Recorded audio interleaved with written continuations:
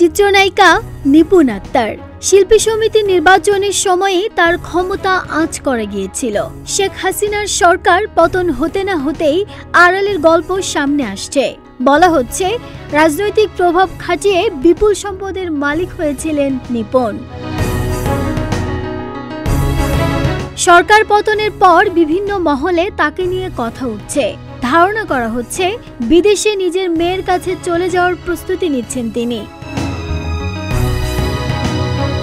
চলচ্চিত্র পাড়ায় কানাঘুষা শোনা যায় ক্যারিয়ারের শুরু থেকে বিভিন্ন রাজনৈতিক ব্যক্তিদের সঙ্গে ওঠা বসা নিপুণের। যাতায়াত ছিল মন্ত্রী এমপিদের সাথে। ক্রমেই অভিনয়ের দক্ষতা থেকে রাজনৈতিক চিন্তা ঝেঁকে বসে তার মাথায়। শুরু করেন বিএফডিসিকে নিজের করে নেয়ার প্রস্তুতি। 2022 সালের শিল্পী সমিতির নির্বাচনের কথা মনে আছে তো?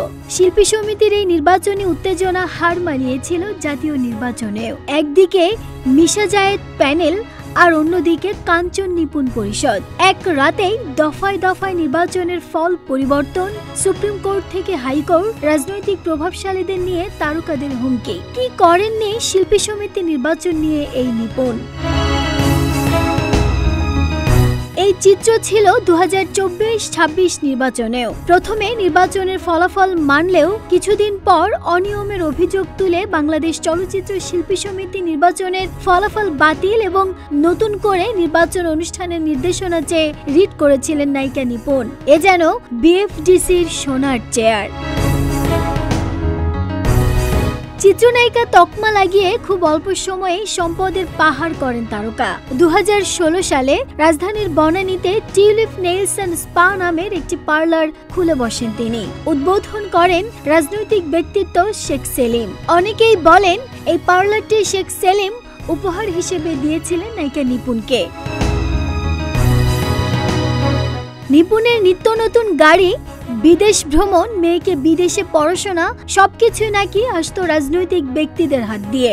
বছরের বেশিরভাগ সময় কাটাতেন বিদেশের মাটিতে। যে সময়টা এফডিসিতে থাকতেন সারাটা সময় চলতো রাজনৈতিক ব্যক্তিদের পদচারণা।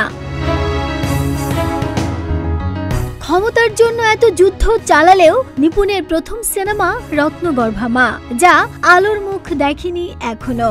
আর সর্বশেষ ছবি সুজন মাঝি দর্শক টানতে পারেনি একটুকুনো। প্রায় অর্ধশত সিনেমায় অভিনয় করলেও সাফল্যের মুখ খুব কমই দেখেছেন এই নায়িকা। তাহলে এত সম্পদ কিভাবে, কোথা থেকে পেয়েছেন নিপুণ? এই প্রশ্ন তো উঠতেই পারে।